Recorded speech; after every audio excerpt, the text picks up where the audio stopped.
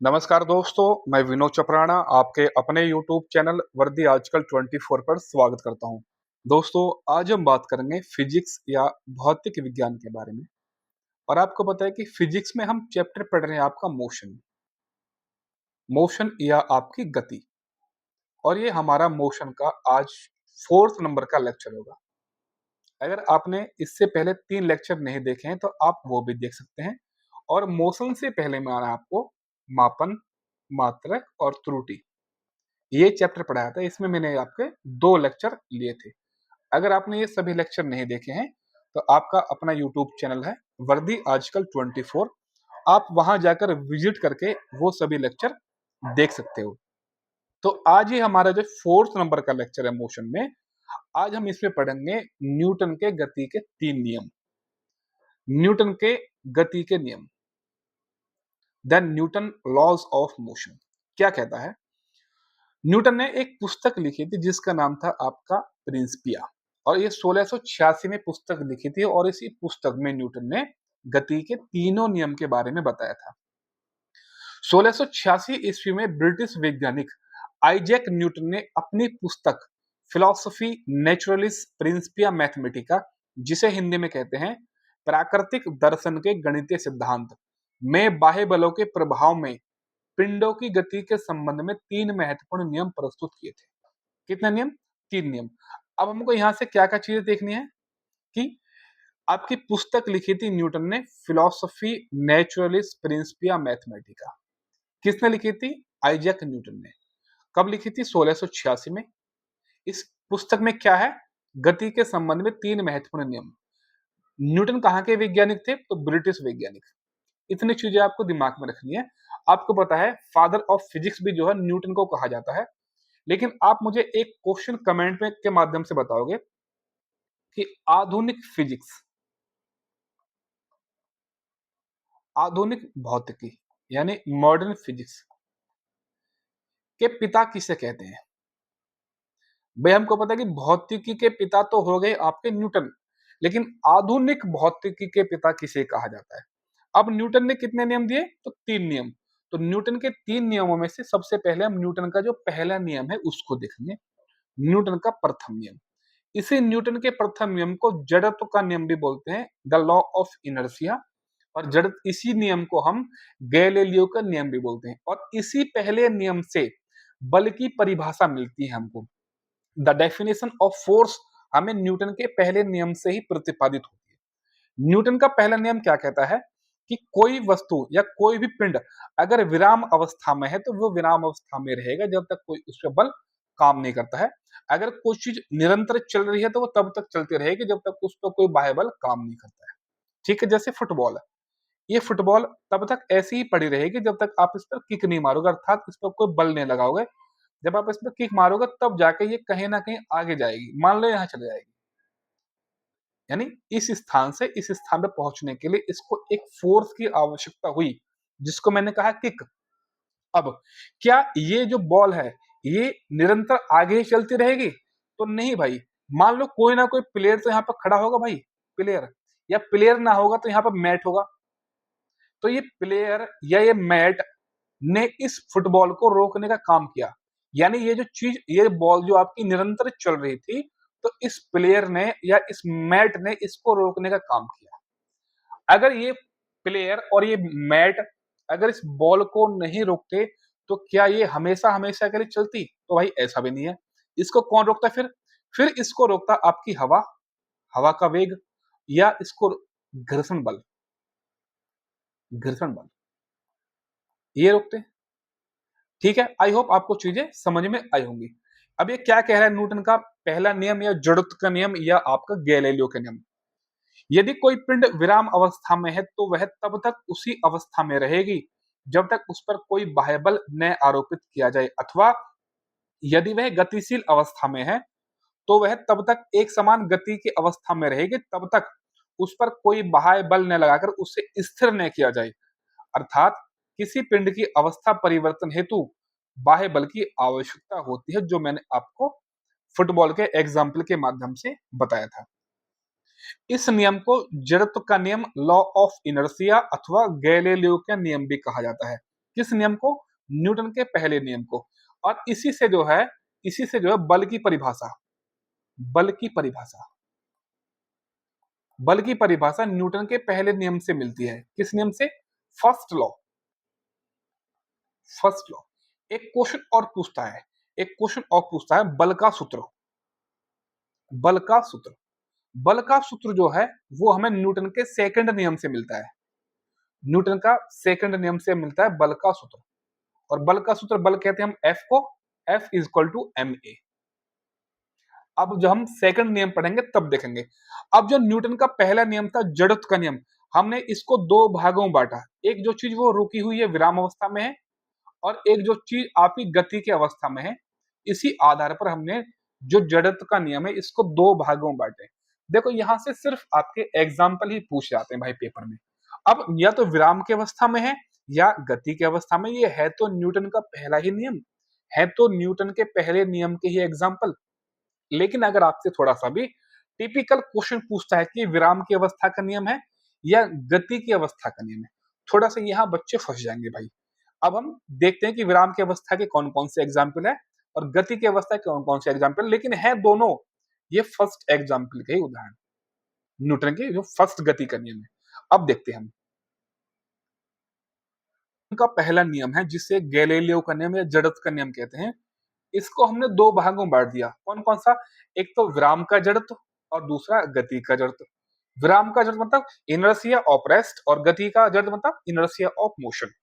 विराम का जड़त्व क्या है कि वस्तु रुकी हुई है, तब तक रुकी है जब तक उस पर कोई बाह्य बल काम नहीं करेगा। जैसे मैंने आपका फुटबॉल का एग्जाम्पल लिया था, जब तक आप इस पर किक नहीं मारोगे तब तक ये चीज आगे नहीं बढ़ेगी। और कोई वस्तु तब तक गतिशील है जब तक उसे रोकने के लिए कोई बाह्य बल काम नहीं करता है। यानी अगर इस पर कोई बाह्य बल नहीं लगाया जाता है तो ये चीजें, ये किक जो मतलब ये फुटबॉल जो है वो चलती रहेगी, लेकिन हमेशा हमेशा के लिए नहीं चलती रहेगी। भाई इस किक, जैसे मैंने इस फुटबॉल पर किक मारी तो ये फुटबॉल पहुंच गई यहाँ, तो यहाँ या तो कोई प्लेयर खड़ा होगा या आपका मैट होगा, तब ये रुक जाएगी। यदि आगे बढ़ती है तो इसको या तो हवा रोक देगी या इसको घर्षण बल रोक देगी। यानी यही न्यूटन का पहला नियम था, जड़त्व का नियम। लेकिन हमने परीक्षा की दृष्टि से, पढ़ने की दृष्टि से इसको दो भागों में बांट दिया, विराम का जड़त्व और गति का जड़त्व। अब विराम के जड़त्व के एग्जाम्पल आपके पेपर में पूछे जाते हैं। पहला एग्जाम्पल है दरी, कपड़ा या कंबल को डंडे से पीटने पर धूल कण का बाहर निकलना। धूल के कण बाहर निकल जाते हैं, ये जड़त्व का नियम है न्यूटन के पहले नियम का, जो कि आपकी विराम की अवस्था का है। थोड़ा सा अगर टिपिकल एग्जाम्पल पूछता है तो यहां से थोड़ा सा टिपिकल हो सकता है। इसमें क्या है भाई, जो कंबल है, कंबल तो आपकी गतिमान अवस्था में आ जाएगा, और जो धूल के कण है वो क्या है, वो जड़त्व की अवस्था में आ जाएंगे।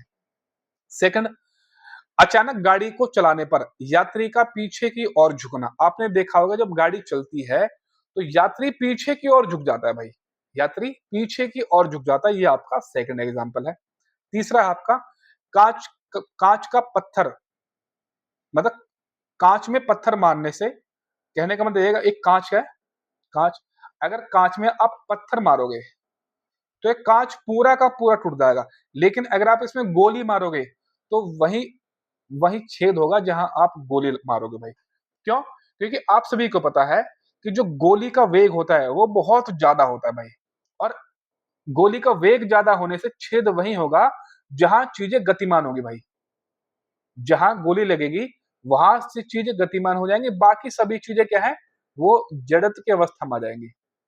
लेकिन अगर फिर वो गति की अवस्था में आने स्टार्ट करेंगे, इतने वो गोली पारंपार निकल जा चुकी होगी।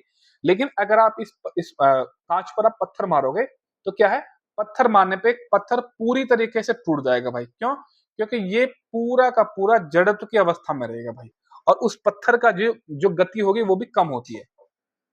थर्ड एग्जाम्पल आपका, गिलास के ऊपर रखे कार्डबोर्ड पर रखा सिक्का गिलास में गिर जाता है जब अचानक कार्डबोर्ड को खींच लिया जाता है। देखो होना क्या चाहिए था भाई, देखो गिलास है, अब इस गिलास से आप इस कार्डबोर्ड को खींचते हो, इस कार्डबोर्ड के ऊपर रखा है सिक्का, सिक्का, तो होना क्या चाहिए कि दोनों कार्डबोर्ड भी आना चाहिए था और आपका सिक्का भी आना चाहिए था।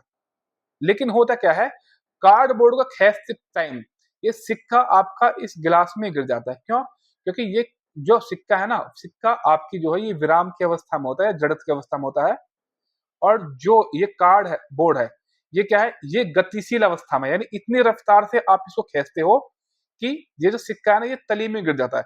आपने कभी कभी कुछ रील भी देखोगे, रील ऐसी रील, जैसे एक गिलास रखा होगा, उसके नीचे एक कपड़ा रखा होगा और एक गाड़ी बहुत तेजी से इस इस कपड़े को खींचती है, आपने देखा भी होगा।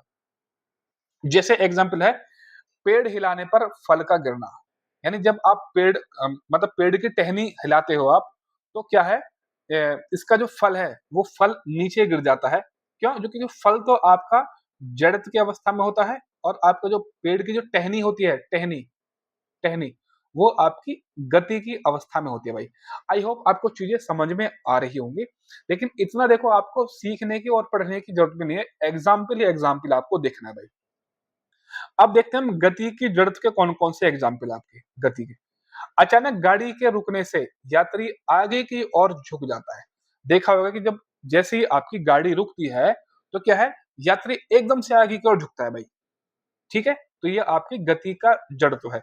या जब दौड़ता हुआ घोड़ा अचानक रुकता है, तो घुड़सवार व्यक्ति आगे की ओर झुक जाता है। यानी जब भी चीजें आगे की ओर झुक रही हैं, तो आप क्या लगा लोगे, ये आपकी गति का जड़त्व भाई। ठीक है, और जब चीजें मतलब आदमी पीछे की तरफ झुकता है, तो वो क्या आपकी, वो जड़त्व की अवस्था होती है आपकी। ये आपकी गति का जड़त्व है। आई होप आपको चीजें, ये एग्जाम्पल समझ में आए होंगे। यानी ये सभी एग्जाम्पल जो है ना, वो न्यूटन के फर्स्ट नियम पर ही आधारित है। अगर थोड़ा सा टिपिकल पूछ लेगा तो पूछ लेगा कि ये गति का जड़त्व है या आपकी रुका हुआ है। ठीक है, आगे बढ़ते हैं भाई। अब हम दोबारा से इसी पर आ जाते हैं। फिर ये कहता है, ये अभी हम न्यूटन का पहला नियम ही पढ़ रहे हैं। वस्तु की प्रारंभिक अवस्था में स्वतः परिवर्तन न होना जड़त्व कहलाता है। वस्तु का जड़त्व उसके द्रव्यमान पर निर्भर करता है। वस्तु का जड़त्व उसके द्रव्यमान पर निर्भर करता है। कैसे? जैसे मान लो एक ट्रक है, ट्रक, और एक ट्रक आपका ये है। इस ट्रक में भरी हुई है आपकी ईंटें, इस ट्रक में आपकी भरी हुई ईंटें, और ये ट्रक है आपका खाली खाली। अब ये क्या है, ये जड़त्व की अवस्था में अर्थात रुकी हुई अवस्था में है। अब जिस ट्रक पर आपकी ईंटें धरी हुई हैं और जो ट्रक आपका खाली है, मान लो दोनों बंद हो जाते हैं, ये जड़त्व की अवस्था में आ जाते हैं। अब इन पर फोर्स आप लगाते हैं, इस पर फोर्स लगाओगे और आप इस पर फोर्स लगाओगे। आप मुझे बताओगे यहाँ पर किस पर ज्यादा फोर्स लगाना पड़ेगा? किस पर? जो आपकी ट्रक ईंट से भरा हुआ है उस पर ज्यादा फोर्स लगाना पड़ेगा। क्यों? क्योंकि इसका द्रव्यमान ज्यादा है, क्योंकि इसकी जड़त्व की अवस्था ज्यादा है, तो इसका द्रव्यमान भी ज्यादा है, तो इस पर ज्यादा फोर्स लगाना पड़ेगा। अब ये खाली है, तो बेशक इसका जड़त्व थोड़ा सा कम है इसके कंपैरिजन में, क्योंकि इसमें ईंट नहीं है, खाली है। तो इसमें क्या है ना, इसमें इसका द्रव्यमान जो है, इसका द्रव्यमान जो ईंटें ट्रक में भरी हो उसके कंपैरिजन में कम होगा। आई होप आपको चीजें समझ में आ गई होंगी भाई। अब हम आगे बढ़ते हैं। वह बाह्य कारक जो किसी वस्तु की अवस्था में परिवर्तन करता है या परिवर्तन करने की प्रवृत्ति रखता है, बल, फोर्स कहलाता है। इसका ऐसा ही मात्रक है न्यूटन। गति के प्रथम नियम के कुछ व्यवहारिक उदाहरण जो मैं आपको ऊपर बता चुका हूं, फिर भी देख लेते हैं। चलती गाड़ी के रुकने पर उसमें बैठे यात्री का आगे झुकना, पेड़ की शाखा हिलाने पर उससे फल का टूटकर नीचे गिरना, कपड़े को हाथ से पकड़कर डंडे से पीटने पर धूल कणों का नीचे गिरना, हथौड़े के हत्थे को कसने के लिए हत्था जमीन पर मारना, चलती हुई चलती गाड़ी के मुड़ने पर उसमें बैठे व्यक्ति का गाड़ी के मुड़ने की दिशा में विपरीत और झुक जाना। देखो यहां से क्वेश्चन ये पूछ सकता है भाई पेपर में, ये पूछ सकता नहीं, पूछा गया दिल्ली पुलिस में पूछा क्वेश्चन है ये वाला भी। अब हम बात करते हैं न्यूटन के सेकंड नियम की। न्यूटन का सेकंड नियम क्या कहता है? किसी वस्तु के संवेग परिवर्तन की दर उस पर लगाए गए बल के समानुपाती होती है तथा संवेग परिवर्तन की दिशा वही होती है जो बल की दिशा होती है। ये मैं आपको समझाऊंगा, पहले मैं आपको इसके एग्जाम्पल बताता हूं कि न्यूटन के नियम के सेकंड एग्जाम्पल क्या होते हैं। गति की गति की द्वितीय नियम के कुछ व्यवहारिक उदाहरण। जो गति का सेकंड नियम है उसके क्या उदाहरण है? गेंद पकड़ते समय खिलाड़ी अपने हाथों को पीछे की ओर खींच लेता है। दूसरा, गाड़ियों में झटकों से बचने के लिए स्प्रिंग या शॉक एब्जॉर्बर का लगाया जाना। तीसरा, यदि भारी तथा हल्की दो गेंदें समान वेग से गति करती हैं, तो हल्की गेंद को भारी गेंद की अपेक्षा कैच करना आसान होगा। देखो, मैं इस चीज को आपको अब थोड़ा सा एग्जाम्पल के थ्रू बताता हूँ। जैसे मान लो आपने क्रिकेट तो खेला होगा भाई। जब आप क्रिकेट खेलते हो और ये और क्रिकेट खेलते पहले मान लो एक व्यक्ति है, ये व्यक्ति है, मान लो ये बॉल आ रही है, मान लो ये कैच लेने वाला है, अपने हाथों से कैच लेने वाला है। तो जब ये इसके बॉल को अपने हाथ में कैच लेगा, तो ये अपने हाथ को थोड़ा सा पीछे की तरफ लेके जाएगा भाई, अपने हाथ को थोड़ा सा पीछे की तरफ लेके जाएगा। अब क्या है, जिस डायरेक्शन में बॉल आ रही है और इसने उसी डायरेक्शन में अपने हाथ को पीछे खींचा भाई। आप इमेजिन करो, अगर ये बॉल आ रही है और ये आप हो, तो आप किस डायरेक्शन में खींचोगे बॉल को? यानी अपने हाथ को उसी डायरेक्शन में खींचोगे जिस डायरेक्शन से आपकी चीज आ रही है सामने से। अगर ये इस डायरेक्शन में बॉल आ रही है, तो आप भी अपने हाथ को पीछे की तरफ खींचोगे। इससे क्या होगा? इससे एक तो धक्का भी कम लगेगा भाई। ये काम करता है संवेग पर। और संवेग मैंने आपको बताया कि संवेग क्या है। संवेग एक तो है आपका द्रव्यमान और एक है आपका त्वरण, एक्सेलरेशन। यानी इसकी इस बॉल की स्पीड भी ज्यादा होगी और इसका द्रव्यमान भी ज्यादा होगा। यही चीजें बोल रही है यहाँ पे कि भारी बॉल और हल्की बॉल। भाई मान लो एक भारी बॉल होती है, एक लेदर की बॉल, जो आप क्रिकेट खेलते हैं लेदर की बॉल से। एक प्लास्टिक की बॉल होती है। भाई प्लास्टिक की बॉल को आप कैच लोगे तो थोड़ा सा हो सकता है कि आपको थोड़ा सा आपके हाथ में कम, मतलब आपके हाथ में कम चोट लगे। अगर लेदर की बॉल को आप कैच लेते हो तो आपके हाथ में ज्यादा चोट लगने की संभावना होती है। क्यों? क्योंकि लेदर की बॉल का जो द्रव्यमान होता है वो ज्यादा होता है भाई। आई होप आपको चीजें समझ में आ गई होंगी। और जो ये गाड़ियों में स्प्रिंग लगाए जाते हैं ना, देख होंगे आपने, जो है सॉकर लगाया, सॉकर इस तरह के होते हैं। सॉकर आपके जो सॉकर सॉकर क्यों लगाए जाते हैं? इस सॉकर में क्या ना, जो सॉकर में आपकी गतिज ऊर्जा उत्पन्न होती है, गतिज ऊर्जा। तो गतिज ऊर्जा, इस ऊर्जा को कहीं ना कहीं ये सॉकर स्टोर कर देते हैं। अगर ये सॉकर नहीं होते तो आपको बहुत बुरी धचकी लगती है भाई। आई होप आप सेकंड एग्जाम्पल को भी समझ में आ गया आपका, जो न्यूटन का सेकंड नियम है। न्यूटन का जो सेकंड नियम है वो क्या कहता है? ये कहता है कि एफ बराबर M A, F is equal to M A, F is equal to M A. यानी ये जो सूत्र है, ये सूत्र क्या है आपको कहां से मिला है? ये न्यूटन के सेकंड नियम से मिला है, एफ बराबर एम ए। यहां मैं कह सकता हूं कि एफ जो समानुपाती होगा वो एम के होगा और एफ समानुपाती होगा ए के। आई होप आपको चीजें आपसे समझ में आ गई होंगी भाई। तृतीय गति का नियम, न्यूटन का तीसरा नियम, जिसे क्रिया और प्रतिक्रिया के नियम के नाम से भी जाना जाता है। प्रत्येक क्रिया के बराबर एवं विपरीत दिशा में एक प्रतिक्रिया होती है। अर्थात दो वस्तुओं की परस्पर क्रिया में पहली वस्तु दूसरी वस्तु पर जितना बल आरोपित करती है, उतना ही बल विपरीत दिशा में पहली वस्तु पर दूसरी वस्तु के द्वारा लगाया जाता है। इस कारण तृतीय नियम को क्रिया प्रतिक्रिया का नियम अथवा प्रतिक्रिया बल का नियम भी कहा जाता है। जैसे मान लो आप, ये दीवार है, आप इस दीवार पर मान लो ये पंच मारते हो, घूसा मारते हो मान लो इस दीवार पर। तो आपको पता है कि जब आपने दीवार पर ये फोर्स लगाया या धक्का या इस पर दीवार पर आपने घूसा मारा, तो जितना बल आपने दीवार पर लगाया होगा, दीवार भी उसी दिशा में, मतलब विपरीत दिशा में बल लगाएगी उतना ही।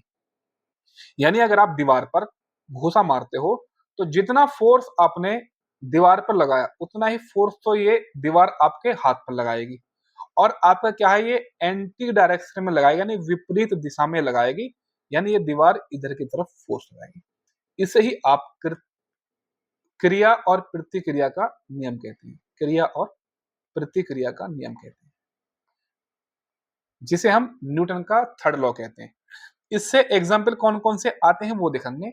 गति के तृतीय नियम के कुछ व्यवहारिक उदाहरण कौन कौन से हैं। बंदूक से गोली छूटते समय बंदूक पकड़ने वाले व्यक्ति को पीछे की ओर झटका लगता है। रॉकेट वायुयान की गति रॉकेट या वायुयान की गति, चप्पू चलाने पर नाव का आगे बढ़ना और हमारा भार भी प्रतिक्रिया बल का एक उदाहरण है। जैसे अभी मैं आप ये कहोगे भाई आपने बताया कि क्रिया के समान विपरीत प्रतिक्रिया। जैसे मान लो आपने गोली चलाई और जितनी गोली की स्पीड है भाई उतना ही धक्का पीछे लगना चाहिए था। लेकिन इसमें क्या है देखो, गोली गोली का द्रव्यमान और बंदूक का द्रव्यमान, गोली का द्रव्यमान और बंदूक के द्रव्यमान में अंतर होता है भाई। गोली का द्रव्यमान होता है कम और बंदूक का द्रव्यमान होता है ज्यादा। इसलिए ये चीज स्थिर हो जाती है कि धक्का लगता है लेकिन उतना धक्का नहीं लग पाता है जितनी स्पीड से गोली आपकी आगे निकल जाती है भाई। आई होप आपको न्यूटन का पहला नियम, दूसरा नियम और थर्ड नियम भी आपको समझ में आया होगा। अब हम आगे बढ़ते हैं, संवेग देखते हैं। संवेग मैं आपको बता चुका हूं ऑलरेडी कि संवेग कहते किसे हैं। सम, किसी वस्तु के द्रव्यमान एवं उसके वेग के गुणनफल को उस वस्तु का संवेग कहते हैं। यह एक सदिश राशि है। इसका एसआई मात्रक किलोग्राम मीटर प्रति सेकंड होता है।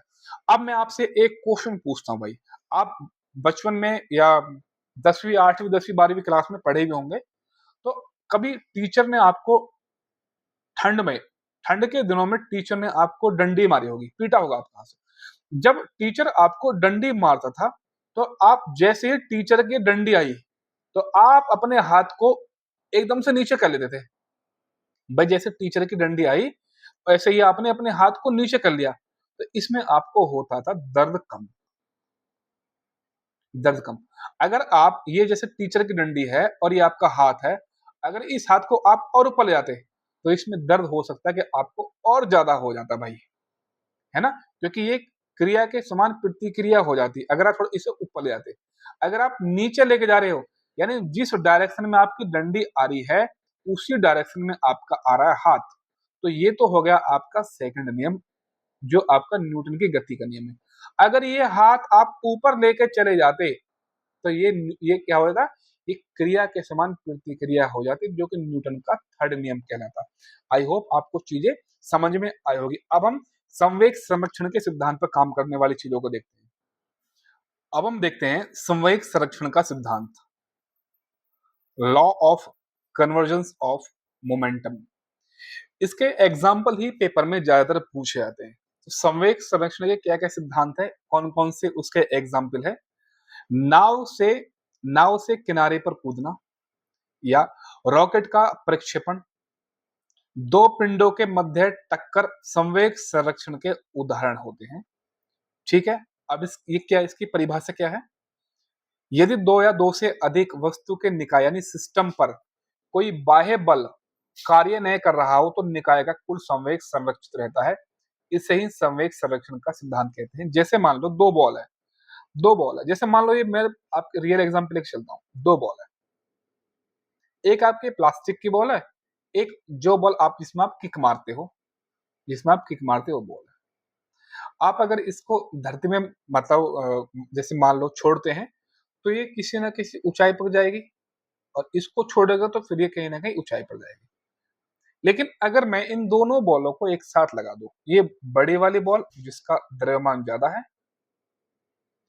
और एक छोटी वाली बॉल जो आपका प्लास्टिक की बॉल थी, इसको ऐसे अब मैं दोनों को धरती में गिरता हूं, मतलब जिसमें ये दोनों बॉल के साथ किया था। तो आपको पता है कि जब ये धरती से टकराएगी ऐसे, तो जिसका द्रव्यमान होगा ज्यादा उसे वेग क्या मिलेगा, उसे वेग मिलेगा कम, और जिसका द्रव्यमान कम होगा उसे वेग मिलेगा ज्यादा। अब आपको पता है कि प्लास्टिक के की जो बॉल है उसका द्रव्यमान कम है तो इसे वेग ज्यादा मिलेगा, अर्थात प्लास्टिक की बॉल बहुत ऊंची चली जाएगी। तो यहाँ हमको देखने को मिली कि इसके द्रव्यमान में तो कहीं ना कहीं भी चेंज नहीं हो रहा है। प्लास्टिक की बॉल ही रहेगी और जो आपकी जिसमें बॉल में किक मारते हो उसका द्रव्यमान दोनों बॉलों का द्रव्यमान अपना जितना था उतना रहेगा, लेकिन इनके वेग में जरूर चेंज हो जाएगा। और चेंज कब होगा कि जिसका वेग ज्यादा होगा उसका द्रव्यमान कम होगा, इसका द्रव्यमान कम होगा उसका वेग ज्यादा होगा। आपको पता है कि द्रव्यमान और वेग एक दूसरे के क्या उल्टे होते हैं भाई। जैसे मान लो मैं एक रियल एग्जांपल और लेके चलता हूँ। जैसे मान लो आप ये दो रास्ते हैं, जैसे दो रास्ते हैं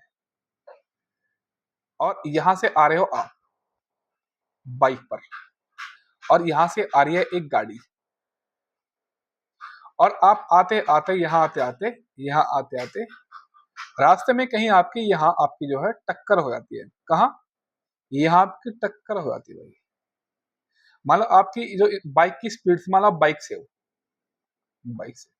आपकी बाइक की स्पीड से 40 और इस गाड़ी की स्पीड से 60 किलोमीटर प्रति घंटा।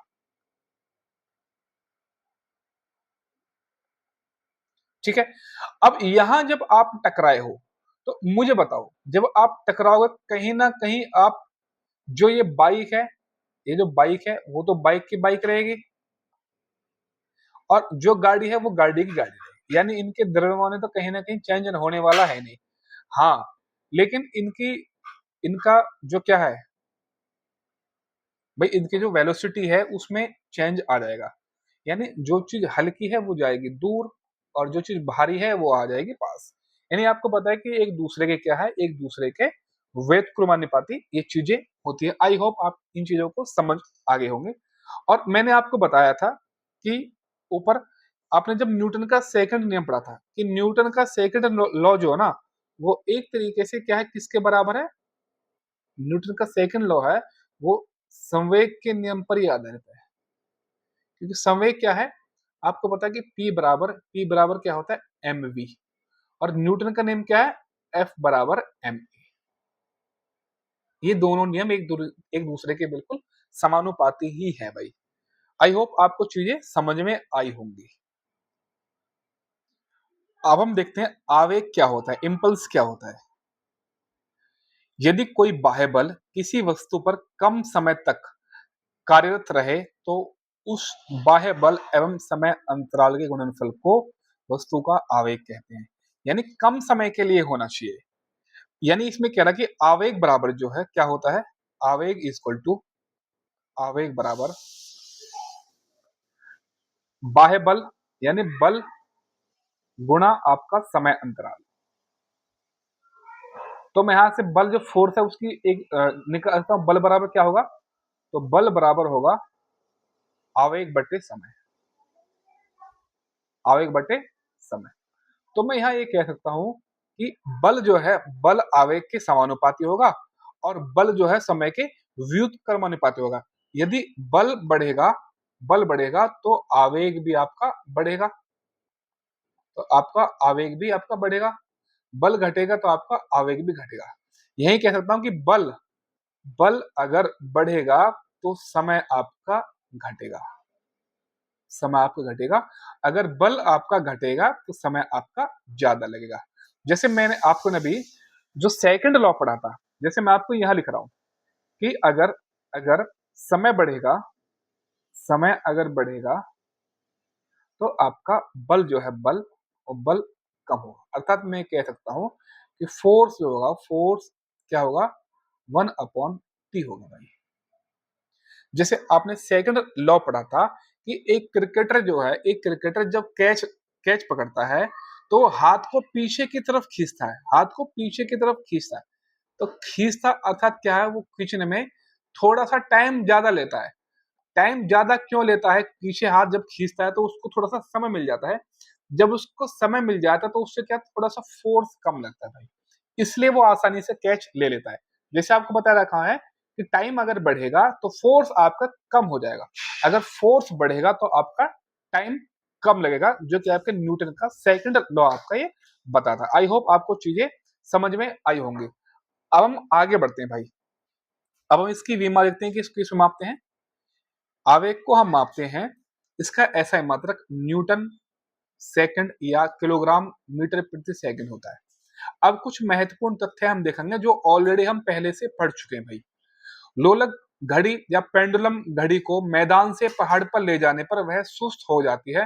क्योंकि मैदान से पहाड़ पर जाने पर ऊंचाई बढ़ती है, जिसके कारण गुरुत्व त्वरण g के मान में कमी आती है, जिसके कारण लोलक घड़ी के पेंडुलम का आवर्तकाल बढ़ जाता है और घड़ी सुस्त हो जाती है। ये मैं आपको ऑलरेडी कंसेप्चुअल बता चुका हूं। परंतु स्प्रिंग वाली घड़ी पर गुरुत्व त्वरण g का कोई प्रभाव नहीं पड़ता, जिसके कारण कमानी घड़ी समय ठीक समय बताती है। सेकंड कंसेप्ट क्या है आपका, इन सेकंड फैक्ट क्या है, जब एक बस समतल मैदान से पर्वतीय क्षेत्र पर जाने के लिए घुमावदार रास्तों पर गति करती है, तब व्यक्ति को उल्टी का आभास होता है, क्योंकि घुमावदार रास्ते पर बस का रेखीय त्वरण एवं अभिकेंद्रित त्वरण अनियमित रहता है। अतः सीट पर बैठे यात्री को पेट के अंदर हलचल का आभास होता है, जिससे उल्टी या वोमिटिंग आती है। नेक्स्ट है आपका, सड़क पर चलती कार तथा मुक्त रूप से गिरती वस्तु की गुरुत्व त्वरण के अंतर्गत गति एक विमीय गति होती है। एक विमीय, द्विमीय, त्रिमीय गति मैं आपको ऑलरेडी बता चुका हूं। सूर्य के परितः घूमते किसी ग्रह की गति द्विविमीय गति होती है, ये मैं आपको बता चुका हूं। पतंग की गति, आकाश में उड़ते हुए पक्षी एवं अंतरिक्ष में गति करती हुई वस्तु की गति त्रिविमीय गति होती है, ये भी मैं आपको बता चुका हूं। यदि किसी गतिमान पिंड का त्वरण शून्य हो तो उसका पथ केवल ऋजु रेखा यानी लाइनर हो सकता है, ये भी मैं आपको बता चुका हूं। जब एक सीधे पथ पर समान समयांतराल में एक गतिमान मोटरसाइकिल समान दूरी तय करते हैं तो इसकी गति एक समान गति होती है, ये भी मैं आपको बता चुका हूं। जब एक गतिमान मोटरसाइकिल किसी भीड़ भाड़ वाले स्थान से गुजरती है तो इसकी गति असमान गति हो जाती है, क्योंकि आपको पता है कभी रुकेगी, कभी चलेगी, कभी रुकेगी और कभी चलेगी, इससे गति जो आपकी आसमान हो जाएगी। तो आई होप ये जो आपका सेकंड चैप्टर था, जो मोशन था, मोशन से ऐसी कोई भी चीज नहीं है जो आपकी छूटी हो। देखो, किताब से पढ़ना और ऐसे ओरल पढ़ाने में जमीन आसमान का अंतर हो जाता है, क्योंकि मैंने इसमें आपकी कोई भी चीज नहीं छोड़ी है। छोटी से लेके बड़ी तक आपने वो चीज पढ़ लिया। अगर आपके मेरे द्वारा आपको ये लेक्चर थोड़ा सा भी पसंद आता है तो वर्दी आजकल 24 चैनल को आप लाइक करो, सब्सक्राइब करो और कमेंट करो। और आप कमेंट के माध्यम से हमसे जुड़ भी सकते हो अगर आपकी कोई भी क्वेरी है। अगर इसमें थोड़ी सी भी कोई त्रुटि पाई जाती है तो छोटा भाई समझ के माफ करने की कृपा करें। Thank you. जय हिंद, जय भारत दोस्तों।